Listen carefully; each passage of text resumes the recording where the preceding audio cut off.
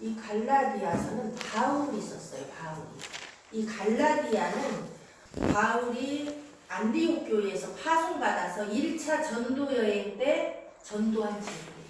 갈라디아 지역은 그 유럽과 아시아의 그 중간 사이에 들어있는 지역이에요. 그런데 원래 로마 땅이 아닌데 로마가 그 세계를 지배하면서 로마에 복속시켜서 한 주로서 그 있던 지역이에요. 여기에는 유대인들이 많이 여기에서 이주해 살았어요. 유대인들이. 유대인과 이방인이 섞여 있는 곳에 이제 바울이 복음을 전했고 그 갈라디아의 여러 지역에 가정교회들이 세워졌어요. 그때는 뭐 교회 건물 이런 게 없어요. 다 가정에서 예배 드리는 게 교회예요. 누구누구의 집 교회. 누구누구 뭐 야손의 집, 누구의 집 이렇게 다 그 가정에서 모이면 그게 교회. 바울이 심지어 데살로니가에서는 3주 동안 교회를 세우고 나왔어요. 유대인들의 핍박에 못 이겨서. 거기 3주의 교회가 세워진 거예요. 그게 어디냐? 가정에서 몇 명이 모여서 예배하는 게 교회예요. 그 갈라디아에도 그런 교회들이 여러 군데 있었다는 거예요. 그 갈라디아 여러 흩어진 교회에 보내는 것이 지금 갈라디아서예요. 그러면 왜 여기에 이런 편지를 보냈는가를 우리가 이제 1장에 들어가 보면 알 수 있어요. 자, 여기 이제 본문으로 자세한 그 역사적인 지식은 사실 별로 안 필요해요. 안 필요하지만 이 갈라디아 교회들은 AD 47년에서 49년 사이에 세워진 교회들이에요. 그리고 이 글은 AD 한 53년에서 56년경에 이 교회들이 세워지고 몇 년 지난 뒤에 문제가 교회에 생겼을 때 이 바울이 여기에 지금 편지를 보낸 거예요. 원래 순수하게 세워진 교회들에 다른 복음이 들어왔어요. 다른 복음이 들어와서 교회를 어지럽힐 때에 그 다른 복음을 지적하면서 바울이 복음이 뭐고 다른 복음이 뭔가를 분명히 규정해 주는 것이 갈라디아서입니다. 여태까지는 우리가 지금 복음이 뭔가를 배웠어요. 그죠? 전도가 무언가, 도가 무언가, 길이 뭔가. 복음을 배웠다면 그 복음에서 벗어난 것들이 교회 속에 어떻게 침투해서 우리를 미혹하고 옳지 않은 길로 인도하는 것을 분명히 알아야 된다는 거예요. 오늘날도 그것들이 지금 교회 속에 다 들어와 있어요. 이 갈라디아 교회에 들어왔던 것들이 지금 교회 속에 들어와서 우리를 미혹하고 있다는 거예요. 그럼 우리가 그것을 분명히 보기 위해서 갈라디아서를 보는 겁니다. 그럼 갈라디아서는 다른 복음이 뭔가만 나오냐? 그게 아니에요. 복음이 뭔가를 분명히 다시 말합니다. 그러면서 다른 복음이 왜 어그러지고 그것이 멸망당할 수밖에 없는가를 비교하면서 바울이 설명하고 있어요. 그러니까 우리가 갈라디아서 보면서도 복음이 뭔가를 분명히 알아야 돼요. 그래야 다른 복음을 개려낼 수가 있어요. 자, 그러면 1장부터 들어갑니다. 1장에 이제 사람들에게서 난 것도 아니요 사람으로 말미암은 것도 아니요 오직 예수 그리스도와 및 죽은 자 가운데서 그리스도를 살리신 하나님 아버지로 말미암아 사도된 바울은. 자, 이제 사도된 바울로서 갈라디아에 편지를 보낸다는 거예요. 그런데 그 자기의 사도됨이 사람에게서 난 것이 아니라는 거예요. 사도라는 것은 뭐예요? 사도라는 것은 예수님이 이 땅에서 사역하실 때 3년 반 동안 사역을 하셨어요. 30세쯤에 사역을 시작해서 한 3년 6개월 정도 이 세상에서 복음을 전하다가 십자가에 못 박혀 죽으시고 부활하셔서 40일 동안 세상에 또 계셨어요. 부활하신 몸으로. 여러분, 왜 예수님이 부활의 산으로 그냥 바로 안 올라갔어요? 40일 동안 계셨어요. 왜? 부활함을 많은 사람에게 보여줬어요. 믿으라고. 이렇게 나를 믿고 너희도 죽어도 부활한다는 걸 보여주기 위해서 40일 동안 부활함으로 제자들에게 나타나고 500의 형제에게 나타나고 여기 바울에게도 나타나고 그렇게 예수님은 부활의 몸을 보여주셨어요. 그리고 우리 보고 부활의 소망을 가지라고. 죽어서 끝나는 게 아니다는 거. 다시 산다. 그렇게 3년 6개월 동안 예수님이 이 땅에서 사역하실 때 그때 부른 제자들이 주님과 죽으신 것도 보고 부활한 것도 보고 이걸 다 본 게 사도예요. 그래서 12사도를 세웠죠. 그죠? 그게 사도예요. 사도가 얼마나 중요한 거 알겠죠? 예수님에 대한 걸 다 본 거예요. 말씀이 육신이 되어 이 땅에 오신 거에서부터 해갖고 그들이 예수님의 모든 행적을 보고 죽으시고 부활한 것까지 다 지켜본 게 12사도. 근데 바울이 자기를 뭐라고 표현해요? 사도라고 하는 거예요. 사도. 그러면 사람들이 왜 자기가 이렇게 사도라고 밝히겠어요? 바울이. 사람들이 바울을 사도로 인정을 안 해요. 응. 그래서 자기의 사도됨은 어디서 나왔는가를 말하는 거예요. 사람들에게서 난 것도 아니요, 사람으로 말미암은 것도 아니요, 자기의 사도됨은 오직 뭐예요? 예수 그리스도와 및 죽은 자 가운데서 그리스도를 살리신 하나님 아버지로부터 나왔다. 이 사도됨이 자기가. 하나님 아버지가 자기를 사도로 임명했고 예수 그리스도가 자기를 사도로 임명해서 사도가 됐다는 거예요. 그래서 바울의 사도됨은 특별해요. 다른 12사도하고 조금 차별화된 사도예요. 왜 그렇게 사도로 불렀어요? 바울을? 이방인의 사도로 부르시고 이방인의 사도. 그 12사도는 어디에게로 갔어요? 유대인의 사도, 유대인의 사도. 그렇다면 이 바울은 이방인에게 복음을 전하기 위해서 하나님이 특별히 세운 사도라는 것을 말하고 있습니다. 그렇게 사도권을, 자기 사도권을 지금 증명을 하고, 그 다음에 함께 있는 모든 형제로 더불어 갈라디아 여러 교회들에게 우리 주 하나님 아버지와 주 예수 그리스도로조차 은혜와 평강이 있기를 원하노라. 자기의 사도됨을 말하면서 이들에게 안부 인사를 먼저 하는 거예요. 그래서 자기 혼자만 이 안부를 전하는 게 아니고 자기와 함께 있는 모든 형제가 지금 갈라디아 여러 교회에게 안부 인사를 전한다는 것을 말하고 있습니다. 그 안부 인사가 뭐예요? 우리 하나님 아버지와 주 예수 그리스도로조차 은혜와 평강이 너에게 있기를 원한다는 거예요. 이 모두가 바울과 함께 있는 형제들이 전부 이 갈라디아 교회들이 하나님의 은혜 가운데 평강이 있기를 원한다는 거예요.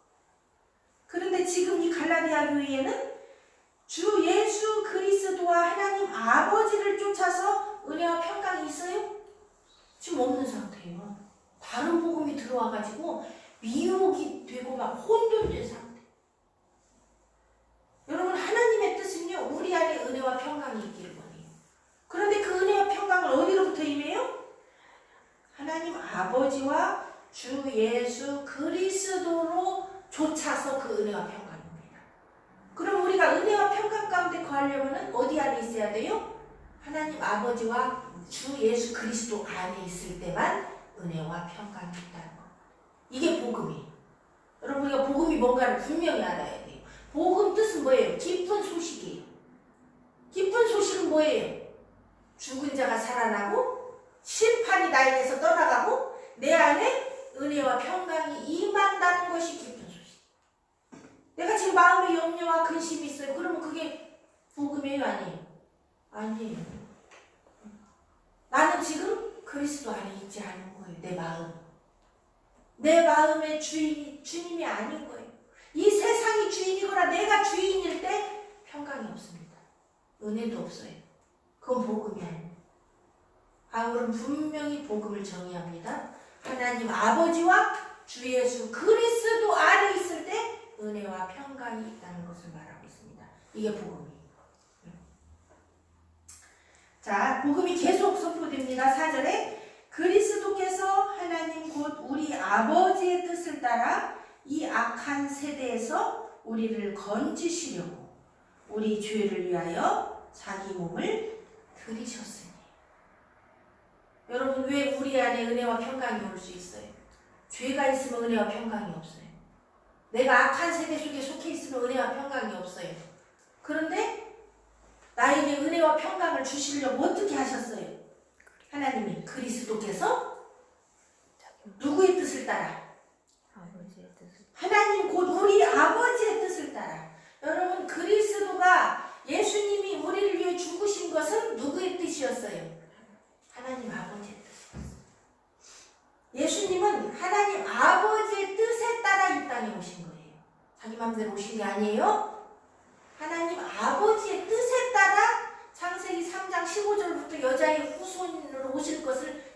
아버지가 미리 정하셨고 그 뜻에 따라 그 말씀에 의지하여 말씀을 순종하려고 이 땅에 말씀이 육신이 되어 오셨어요. 그러니까 그리스도는 하나님 아버지 없이는 있을 수가 없고 하나님 아버지는 그리스도 없이 그 말씀을 실행하지 않습니다. 두 분은 항상 함께 아버지의 뜻을 실행하기 위해서 예수님은 그 말씀에 순종하는 형태로 뜻을 이루십니다.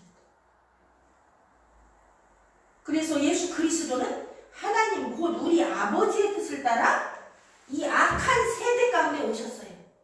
뭐 하려고? 우리를 건지시려고. 이 악한 세대에서 우리를 건지시려고. 그분이 예수예요. 자기 백성을 저희 죄에서 구원하시려고 이 땅에 오셨다. 자기 백성이 이 악한 세대에 빠져 있으니까 마귀의 종이 되어서 마귀의 자녀가 되어서 악한 세대 속에서 죄와 사망으로 고통당하고 있으니까 예수님이 아버지의 뜻을 실행하려고 순종해서 이 땅에 육신을 입고 오셨다는 거예요. 지금 이게 4절이 그림입니다. 그분이 오신 건 우리를 건지시려고 오신 거예요. 어디에서? 우리 죄 가운데서. 그래서 우리 죄 때문에 자기 몸을 들이셨다. 생축으로 살아있는 몸을 찢어서 칼과 창으로 찢겨서 피를 흘려서 피를 온전히 쏟아내 물과 피가 다 쏟아졌어요. 그 제사 드릴 때 하나님께 우리 죄 대신에 구약에서는 자기 죄 때문에 짐승에게 안수해서 그 짐승 피를 흘려서 다 죽이면서 하나님 앞에 나아갔죠. 죄인은 하나님 앞에 못 나가요. 죄가 한 톨이라도 있으면 못 나가요. 근데 우리는 다 죄인이에요. 의인은 없나니 하나도 없다고 이 땅에는. 죄 가운데 우리는 다 죽은 자들이에요. 죄로 죽은 자들이에요. 그런데 그런 우리를 예수님이 우리 죄를 위하여 자기 몸을 대신 죽여서 물과 피를 흘리고 제물이 되셨다는 거 하는 거예요. 그걸 믿기만 하면 과거와 현재와 미래의 모든 사람들이 어떻게 해요? 그 믿음으로 그분이 나 위해서 대신 죽었다는 그 믿음으로 하나님 앞에 나아가는 거예요. 그게 제사예요. 거룩한 삶 제사. 우리는 다시 짐승을 잡을 필요가 없어요. 예수님이 나 위해서 죽으신 그 사건을 내 마음에 믿으면 구원을 얻게. 마음으로 믿어 의에 이르고 입술로 시인하여 구원에 이르는. 우리는 죽은 예수만 믿을 뿐만 아니고 이 죽은 예수가 다시 하나님 아버지가 이를 살리셨다는 걸 마음에 믿어야 구원받습니다. 그렇죠? 그것은 뭐예요? 나도 산다는 걸 믿는 거. 나도 다시 산다. 죽어도 다시 산다. 이게 부활신앙. 하나님은 태초부터 지금까지 우리에게 부활신앙을 말하고 있어요. 죽어도 다시 산다. 그리스도 안에서 죽은 자들은 하나님이 다시 살리신다는 거. 생각합니다. 이게 복음이에요. 지금 복음이 3절, 4절에 온전히 들어있어요. 온전히 믿어야 됩니다. 하나님 아버지가 아버지의 뜻에 따라 그 약속대로 예수 그리스도를 우리에게 보내셔서 죄 가운데 빠져서 죽은 우리들을 건지시려고 예수님이 자기 몸을 십자가에서 온전히 들이셨다. 피와 물과 다 흘렸어. 이것을 믿고 예수님을 부활시킨 그 아버지가 우리도 다시 부활시킨다는 것을 마음으로 진실로 믿으면 우리는 온전히 구원이다. 그 믿음으로 살아가야 됩니다. 어제는 믿었는데 오늘은 안 믿어? 어제 구원받았는데 오늘 구원 떨어지는 거예요. 계속. 이것은 끊임없이 내 안에 믿음으로 살아가요. 그래서 5절에 우리가 해야 될 일은 뭐예요? 아버지의 뜻과 그리스도의 순종으로 인해서 우리를 구원하신 그 하나님은 영광을 세세토록 받으실 분이라는 거예요. 네? 영광이 저에게 세세토록 있을지어다. 이 말은 뭐예요? 하나님은 영광을 세세토록 받으실 분이야. 그러면 그 영광을 우리는 하나님께 돌려야 돼요. 영광은 우리 것이 아니에요. 아버지의 것이에요. 그 영광을 돌리는 게 뭐예요? 예배예요. 네?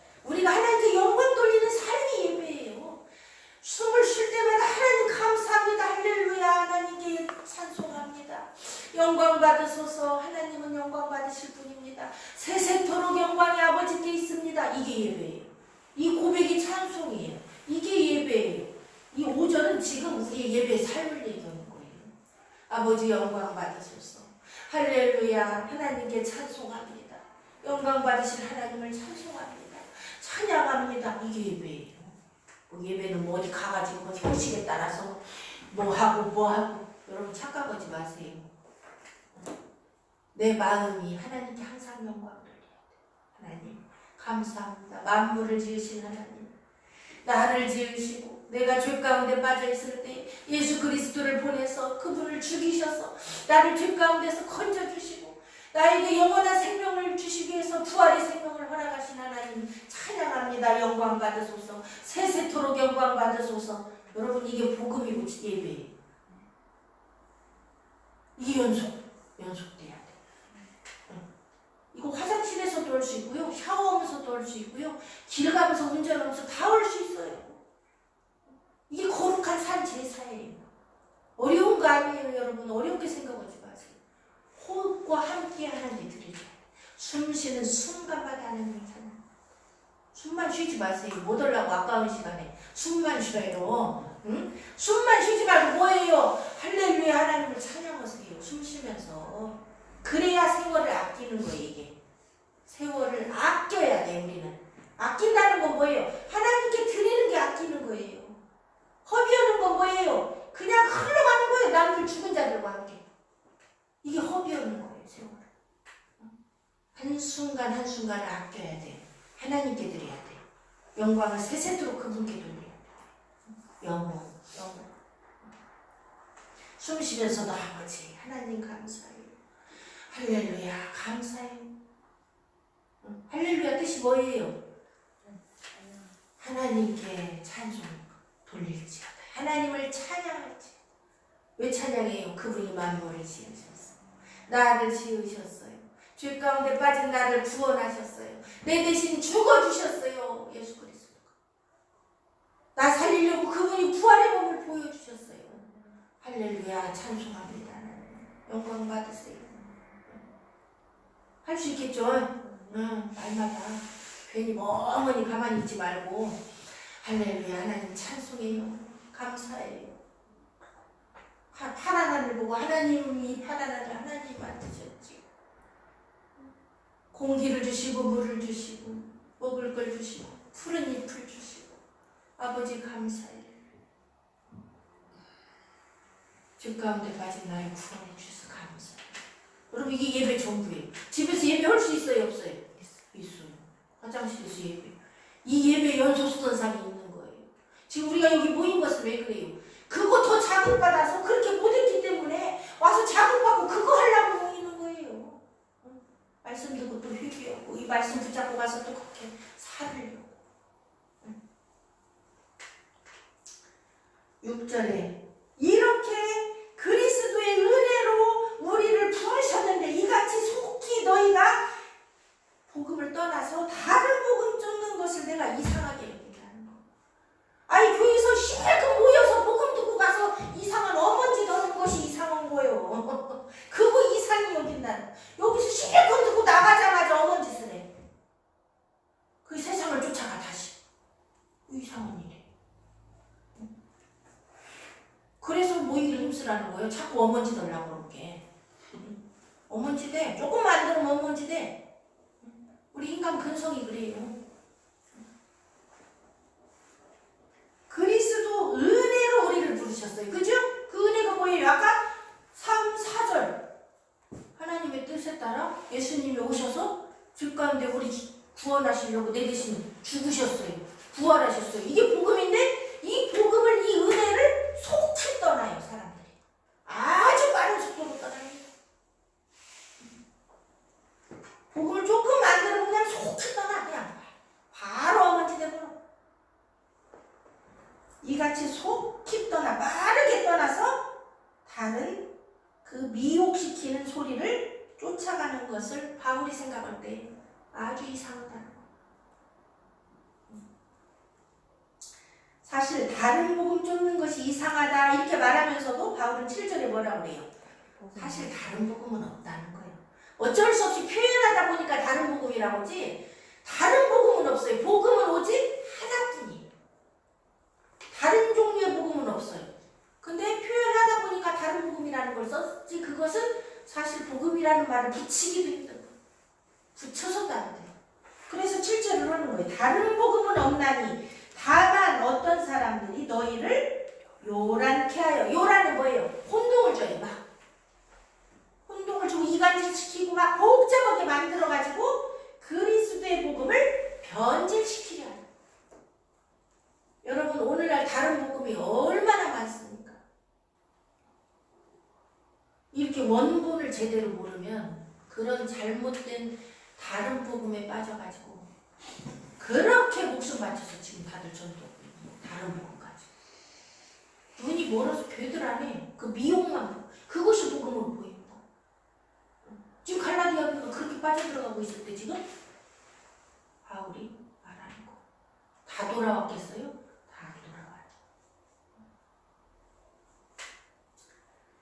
자, 다른 복음은 없나니 다만 어떤 사람들이 너희를 요란케 하여 그리스도의 복음을 변하려 합니다. 요란케 합니다. 이단들은 요란케 해요. 근데 문제는 눈에 보이는 이단은 그렇다 치고 교회 안에 들어와서 교묘히 복음을 변질시키면 아무도 모르게 다른 것 같다. 여러분 정신 차려야 돼요. 마지막 때는 미혹이 쓰나미처럼 됩니다. 예수님 말씀하셨어요. 미혹당하지 않도록 주의하라. 그날에 많은 미혹이 있다. 거짓 선지자가 많이 일어나서 너희들 미혹하고 시험에 빠지고 넘겨주고 망한다고요. 그래서 우리가 갈라디아서 분명히 봐야 돼요. 다른 복음이 어떤 형태로 우리에게 미혹이 오는가를 계려내야 한다.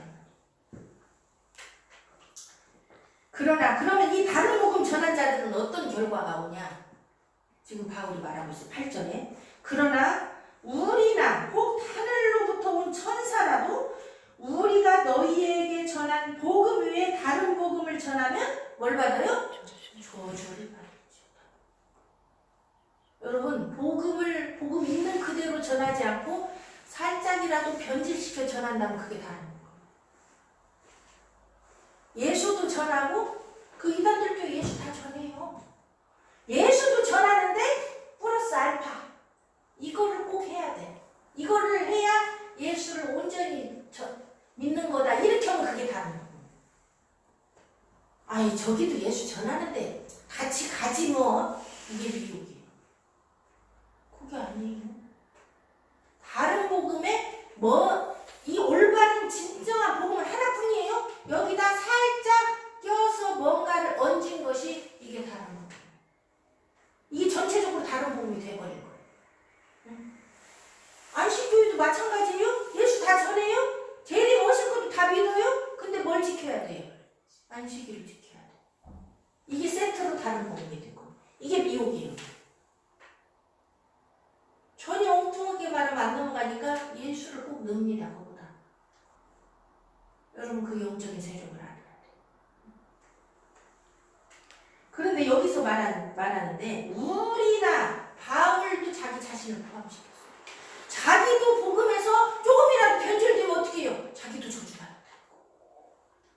그러니까 이 전하는 자가 변질되면 어떻게 되는 거예요? 심판받는 거예요. 처음에 옳게 시작해도 마지막에 변질되면 어떻게 돼요? 심판 저주 가운데 임하는 거예요. 그럼 바울이 항상 그래요. 내가 실컷 전해놓고 내가 멸망받을까 두렵다. 내가 변질돼갖고 나도 어머니로 갈까 두렵다. 항상 그리스도 안에서 성령으로 서 있지 않으면 변질되는 거예요.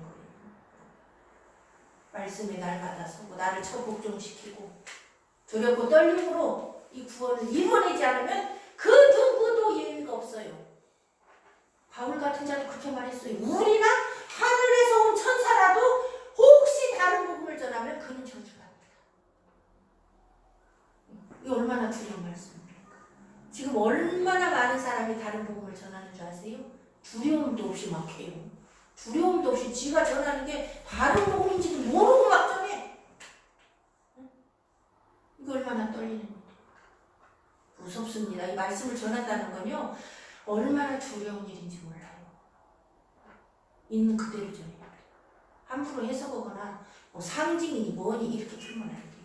상징은 반드시 하나님이 상징이라고 말하면서 반드시 풀어줘요. 그대로만 전해야 돼요. 안 풀어도 그대로 전해야 돼요. 지 맘대로 이건 뭐니 저건 뭐니 이러면 안 돼요. 그게 저주라는 거예요. 저주. 자, 9절 우리가 전에 말하였거니와 내가 지금 다시 말하노니 전에도 말했어. 지금 다시 또 말해. 만일 누구든지 너희의 받은 것 외에 다른 복음을 전하면 저주. 반복해서 말하죠. 예수님도 미혹당하지 말라. 내가 또 너희에게 말하였노라. 계속 반복해서 말하죠. 그 미혹이 다른 복음이에요, 여러분. 다른 게 아니에요. 미혹이라는 건 뭐 석가모니한테가 절하시고 이게 미혹이 아니에요. 하나님을 섬긴다고 하면서 미혹하는 거예요. 이 안에 미혹이 있는 거예요. 전에도 말했어요. 지금 다시 말해요. 만일 누구든지 너희의 받은 것이 뭐예요? 복음이에요. 받은 것이 뭐예요? 아까 말한 3절, 4절, 5절이에요. 오직 하나님과 그리스도 위에 그 아무것도 붙잡으면 안 돼요. 그 안에만 은혜와 평강이 있어요. 그 안에만 복음이 있어요. 그 안에만 영광이 있어요. 그분만 섬겨야 돼요. 거기다 사람 두고 뭐 인간 여자 두고 하나 붙이고 다 다른 뭐 어떤 날 하나 붙이고 다 다른 복음은 오직 하나뿐입니다. 이제 내가 사람들에게 좋게 하랴 하나님께 좋게 하랴 사람들에게 기쁨을 구하랴 내가 지금까지 사람의 기쁨을 구하는 것이었다면 그리스도의 종이 아니니라. 나의 사도됨은 아버지 하나님과 그리스도로부터 나왔기 때문에 나는 누구만 기쁘게 해야 돼요? 하나님과 그리스도만 기쁘게 해야 돼요. 사람의 비유를 맞추고 사람이 원하는 걸 전해줄 때부터 그는 그리스도의 종이 아니에요. 사람의 종이지. 바울이 왜 사람들한테 안 받아먹은 줄 아세요? 자기가 밤낮 일하면서 복음을 전했어요. 왜 그런 줄 아세요? 행여라도 사람에게 받아먹고 그 사람 비유 맞출까봐, 그 사람 종로로 떨까봐, 그 사람이 원하는 대로 복음 변질시킬까봐 떳떳하게 하려고, 하나님의 복음을 칼처럼 전하려고, 사람 눈치 안 보려고. 자기는 사람 좋으라고 복음 전하는 게 아니라는 거예요. 물론 궁극적으로는 그 사람도 구원받으니까 좋은 건 맞죠. 근데 여기서는 사람에게 좋게 한다는 건 뭐예요? 인간적으로 세상적으로 듣기 좋게 안 한다는 거예요. 어떤 사람 죄 가운데 빠졌을 때는 강력하게 꾸짖고 그 사람 기분이나 살살 맞추는 얘기는 안 한다는 거예요. 여러분 교회에 가가지고 어디 설교 들을 때 말씀 들을 때 내 기분 맞춰주리라는 생각 하지 마세요. 그거는 여러분을 죽이는 일이에요. 내가 지금 죄 가운데 있는데 내가 하나님 뜻대로 살지 못하는데 아이고 괜찮아요 평안하세요 안전하세요 그거 사람 좋게 사람 듣기 좋게 하는 거. 하나님의 종 아니에요. 하나님은 강력하게 심판을 선고하란 말, 강력하게 환난을 선포하란 말, 강력하게 회개를 촉구하란 말입니다. 왜? 그래야 살기 때문에. 그래야 살기 때문에. 우리는 그리스도의 종으로 살아야 돼요. 하나님의 자녀로 살아야 돼요. 그러면 내가 가장 사랑한다고 생각하는 사람들한테 하나님의 말씀이 있는 그대로 전해야 돼요. 그 사람 비유 맞춰가지고 망설이면 안 돼요. 형제들아 내가 너희에게 알게 하노니 내가 전한 복음이 사람의 뜻을 따라 되는 것이 아니라. 이 복음은요 아까 뭐라고 그랬어요? 하나님의 뜻을 따라 된 거라고 그랬지 사람의 뜻을 따라 된 게 아니에요. 이는 내가 사람에게서 받은 것도 아니에요. 이 복음은 바울이 누구 사람에게서 들은 것도 아니고 받은 것도 아니에요. 누구한테 받았어요? 오직 예수 그리스도의 계시로 말미암은 것이라. 바울은요 부활의 주님을 만날 때부터 성령께서 그 안에 오셔서 그 속에서 말씀을 나타냈어요. 3년 동안 예수님 따라다니면서 분이 아니에요. 바울은 부활의 주님을 만나고 그 안에서 불복했을 때 성령이 그 속에 임하고 바울을 계속 인도하면서 말씀을 가르쳤어요. 성령께서. 그래서 자기를 사도라고 말하는 거예요. 부활의 주님이 그 안에서 역사하실 때 그런 복음을 전한다는 거.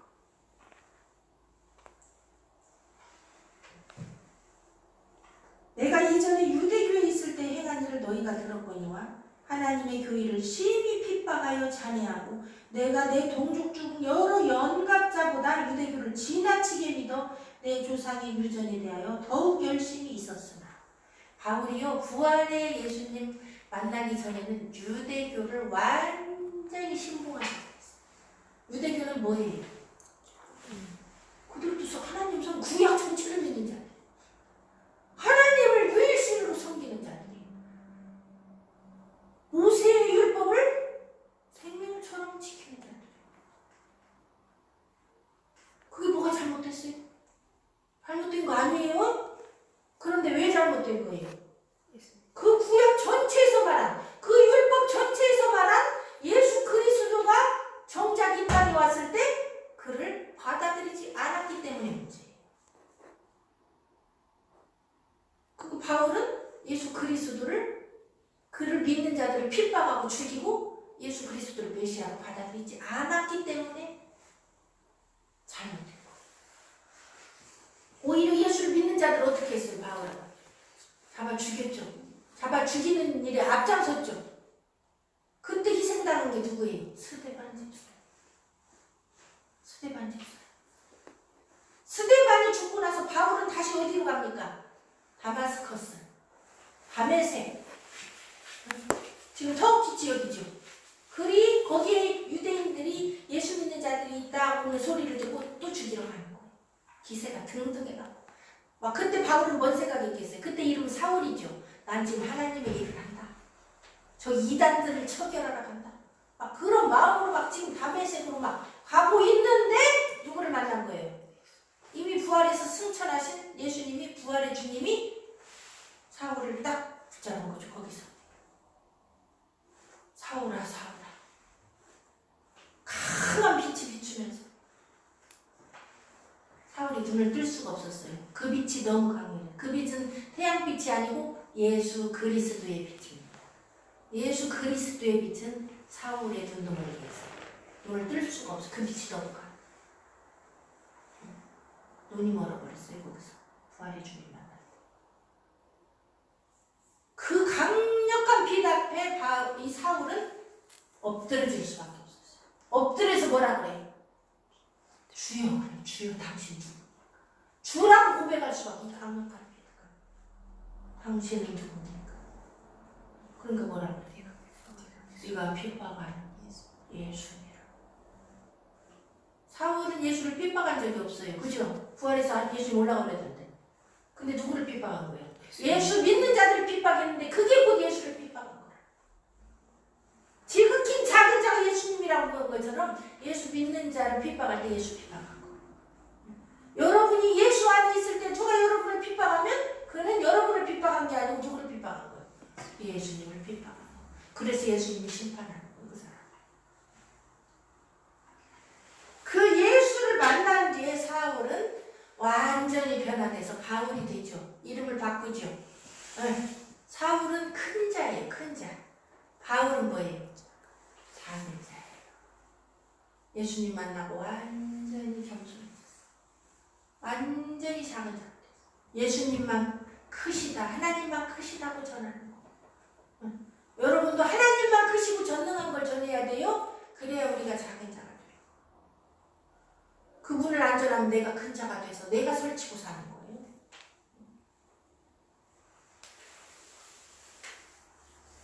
지나치게 믿었어요. 얼만큼 지나치게 믿냐?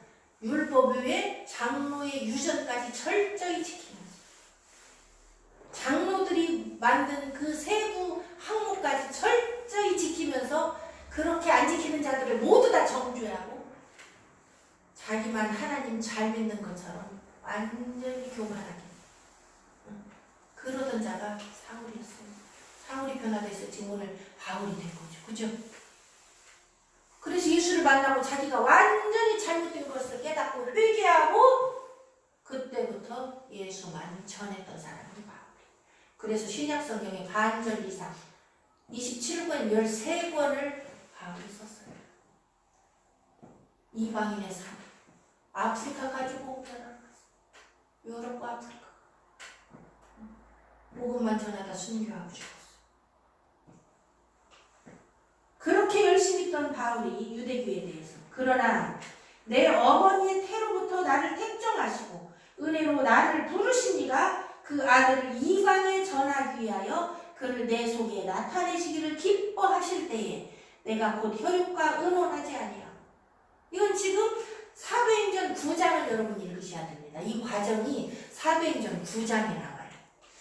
이번 주에는 사도행전 9장을 읽으시기 바랍니다. 집에서 읽으시고 바울을 어떻게 하나님이 부르셨는가를 보셔야 돼요. 근데 이렇게 유대교를 지나치게 믿고 예수 믿는 자들을 핍박하던 이 바울을 하나님이 택했다는 거예요. 근데 언제부터 택했어요? 15절에요. 내 어머니의 태에 있을 때부터, 세상에 나오기 전부터 나를 택정하시고 정해서 택하고 은혜로 나를 부르십니까? 은혜로 언제 불렀어요? 지금 다메섹으로 달려갈 때 부르신 거예요. 택하기는 언제부터 택했어요? 어머니 뱃속에 있을 때. 그럼 여기서 이제 예정론자들이 이제 봐라, 태어나기 전부터 택하지 않냐. 착각하시면 안 돼요. 뭘로 택하신 거예요? 그 아들을 이방에 전하기 위하여 이방인의 사도의 그릇으로 택한 거예요, 바울을. 그죠? 근데 이것을 더 자세하게 생각해 보면요, 유대인들은 다 어머니 태로부터 다 택한 받은 자들이에요. 뭘로? 유대인으로. 좁혀서 해석하면 유대인들은 전부 어머니 태부터 뭐예요? 유대인이에요. 그 유대인 중에서 하나님은 이방인에게 보낼 자를 찾아요.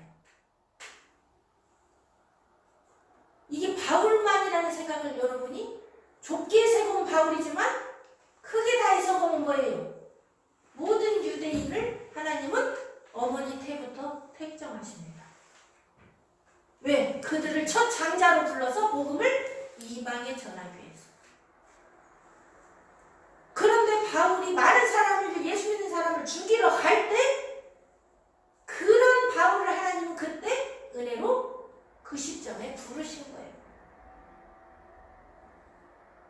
핍박받는 그들을 보호하기 위해서도 부르시고 그 핍박하는 바울을 그릇으로 쓰기 위해서도 부르시는 거예요. 하나님 합력의 선을 이루십니다. 강력하게 핍박했기 때문에 그가 돌아설 때에 어떻게 해요? 많은 유대인들이 돌아올 수 있는 거예요. 하나님은 그 상황을 보고 그릇으로 쓰시는 거예요. 우리가 태에서부터 구원받기로 택했다 그런 의미가 절대로 아닙니다. 여기는 지금 나 태로부터 나 구원하려고 택했다는 말이 안 나와요. 뭐 하려고? 이방인에게 복음을 전하려고. 이런 바울도 다른 복음을 전할 때는 저주받는다고 바울이 말하는 거예요. 그래서 이건 구원의 택함이 아니에요. 그릇의 택함이에요. 잘 올바로 이해하셔야 됩니다. 그를 내 속에 나타내시기를 기뻐하실 때 언제예요? 지금 다메섹 도상에서 예수님 만날 때 바로 바울에게 나타내신 예수님. 그렇게 예수님이 자기 속에 나타내시고 성령으로 나타내실 때에 내가 곧 혈육과 의논하지 아니하고. 바울은요, 예수님 만나고 성령 임할 때부터 이방인에게 보낸다고 할 때부터 바로 이방으로 나가서 전도했어요.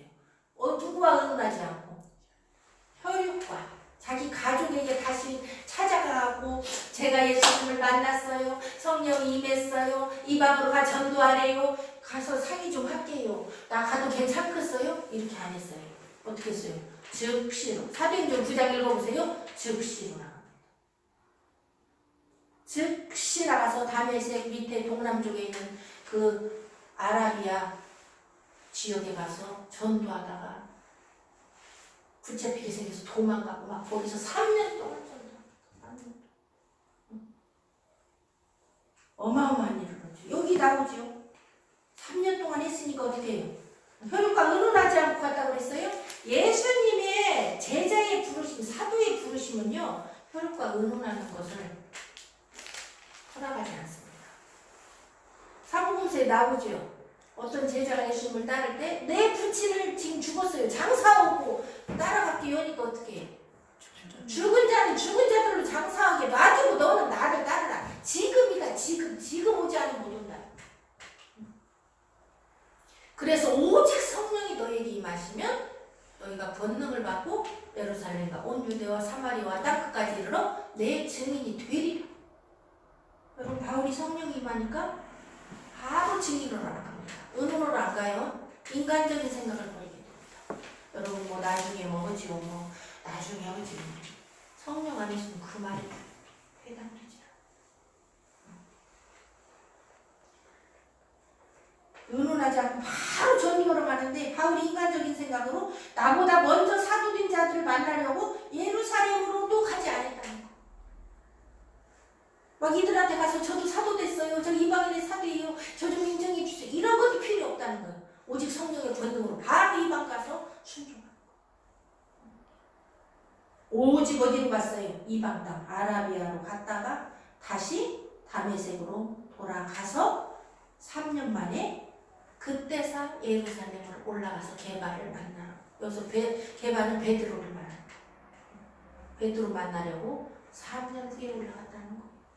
그래서 이 다메섹과 아라비아 지역에서 3년 동안 사역하고 그거를 보고하기 위해서 예루살렘으로 올라갑니다. 내가 이렇게 3년 동안 이방에서 전도했어요.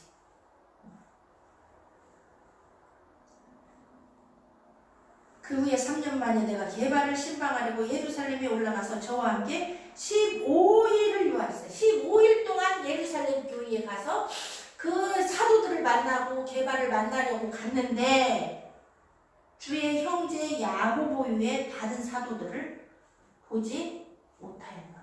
주의 형제는 예수님의 동생 마리아와 요셉 사이에서 태어난 야고보를 얘기하는 거예요. 여기는 12사도 중에 야고보가 아니에요.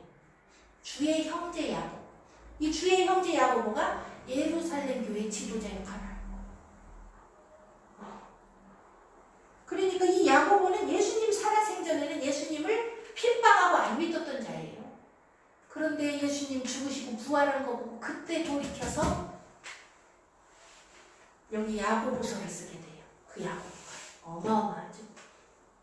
그 밑에 그 동생들 중에 하나인 유다가 유다서를 쓰게 되는 거예요. 예수님의 동생들이 육체적인 동생이죠. 그죠? 자, 야고보 외에 아무도 못 만났어요. 15일 동안 기다렸어요. 예루살렘 교회에서 그들 만나려고. 아무도 안 나타나요.